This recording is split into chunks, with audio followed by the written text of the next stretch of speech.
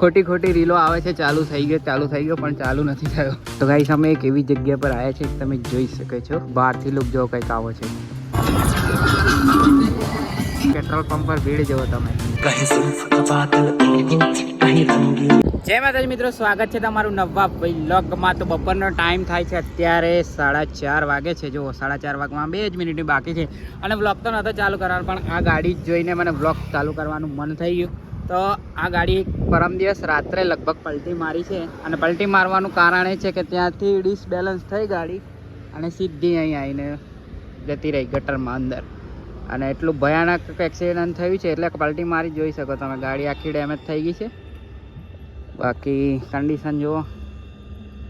તો આના વિશે તમને કહું આગળ થોડુંક, પણ અત્યારે બહુ તાપ લાગે છે મને. જો બહુ ડેન્જર તાપ પડે છે અને ટાઈમ 4:30નો થાય છે. આજે રવિવાર છે એટલે વહેલી દુકાન બંધ કરી દીધી છે આપણે અને જઈએ છીએ હવે ઘરે. અને કહું તમને થોડી વારમાં. ચાલો. તો મિત્રો આ ગાડીનું પલટી ખાવાનું કારણ એ છે કે ત્યાંથી ગાડી બહુ સ્પીડમાં હતી એટલે આ પેલી શું એક્સ્ટર આવે છે ને ત્યાંથી ગાડી ડિસબેલેન્સ થયું અને સ્ટેરિંગ પરનું કાબુ ગુમાવી નાની ગટરમાં પલટી મારી ગઈ છે. અને એક વ્યક્તિ જે ચલાવનાર એક જ વ્યક્તિ હતો એનું મૃત્યુ થઈ ગયું છે. તો મિત્રો મારે એટલું જ જણાવવાનું કે જ્યારે તમે ગાડી ચલાવો છો તો એકદમ શાંતિથી ચલાવો અને એકાગ્રતાથી ચલાવો. કેમ કે એક મશીન છે અને મશીનને નહીં ખબર કે એ કઈ રીતે જાય છે.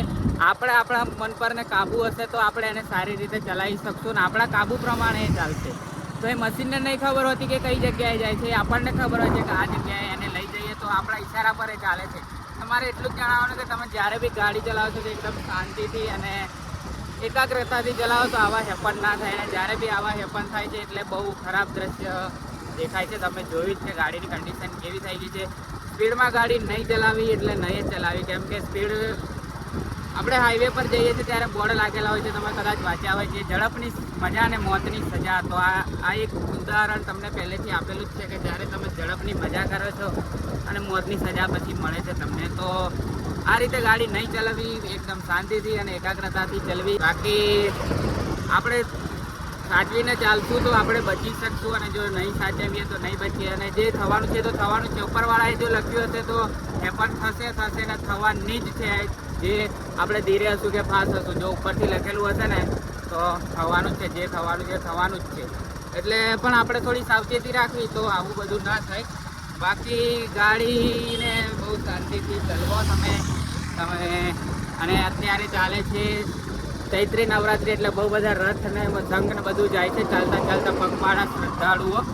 તમને બતાવું આગળ કોઈ રથ મળે તો. બાકી દ્રશ્ય બહુ ખરાબ હતું. પરમ દિવસ રાત્રે થયેલું એક્સિડન્ટ એટલે કે પલટી મારી હતી ગાડી અને તે જે ચલાવનાર વ્યક્તિ એક જ હતો ને એનું મોત થઈ ગયું છે એવી વાત મળી છે. હવે સાચું છે કે ખોટું એ તો ખબર નથી, પણ જો કોઈને ખબર હોય ને બ્લોગ જોતા હોય તો કમેન્ટ કરીને જણાવજો કે સાચી વાત છે કે ખોટી વાત છે કે જે વ્યક્તિ ગાડી ચલાવનાર હતા એનું મૃત્યુ થઈ ગયું છે.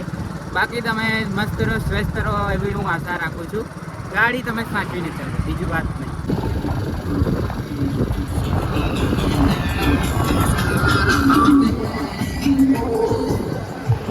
મિત્રો આજે તારીખ 23 માર્ચ 2026 છે અને પેટ્રોલ પંપ પર ભીડ જુઓ તમે. અને આ ભીડ એટલા માટે છે કેમ કે આજે આપણા પ્રધાનમંત્રીશ્રીએ સંસદમાં ભાષણ આપ્યું કે જે રીતે આપણે કોરોનામાં બધું એડજસ્ટ કર્યું હતું એ રીતે આ વખતે પણ એમ કરવું પડશે. કેમ કે ઇઝરાયલ, ઈરાન ને અમેરિકા વચ્ચે યુદ્ધ ચાલે છે એટલે શું કે પેટ્રોલ ડીઝલ આવતું નથી. એના માટે જો આજે ભાષણ આપ્યું અને આજે જો લાઈન આ એક નહીં આખા ગોધરાના બધા પેટ્રોલ પંપે આ જ પરિસ્થિતિ છે. તો આપણે તો ઇલેક્ટ્રિક છે એટલે પુરાવાનું નથી, પણ તમે જોઈ શકો છો કે પેટ્રોલવાળી ગાડીઓ કેટલી લાઈન લાગેલી છે. બાકી ચાલો પછી મળીએ. તો ગાઈસ અમે એક એવી જગ્યા પર આવ્યા છીએ તમે જોઈ શકો છો. અમે આવ્યા છીએ એક રજવાડી મહેલમાં.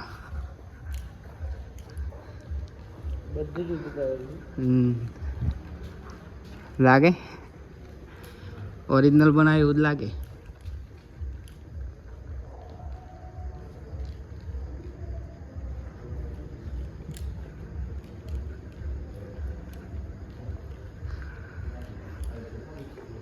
મસાલા નગરી, ઓહો મસાલા નગરી જો. એવરા ગિફ્ટ શોપ,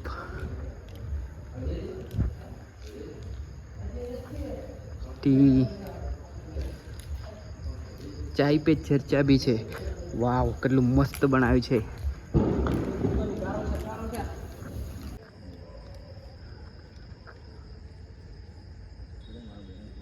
બહારથી લુક જો કંઈક આવો છે.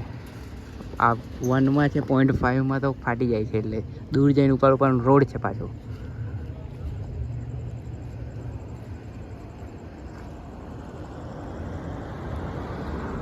જો 0.5 કરું છે ને.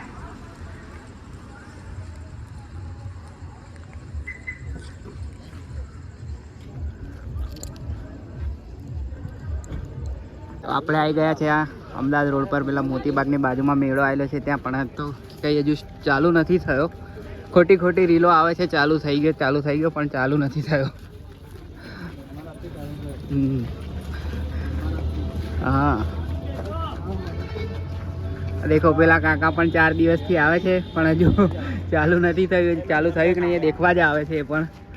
તો જુઓ, આ ફોટા પાડવા માટે તમે આવી શકો છો, હજુ પણ મેળો ચાલુ નથી થયો. આ કાકા છે બરાબર. તો ખોટી રીલો આવે છે કે ચાલુ થઈ ગયો, પણ ચાલુ નહીં થયો હજુ મેળો. ક્યારે થશે તો ચાલુ નથી થયો. અને બીજી વાત કે વાવાઝોડું આવી ગયું હતું એટલે ઈદ પર સ્ટાર્ટ થવાનો હતો, પણ ઈદ પરના વાવાઝોડાના લીધે ના થયો.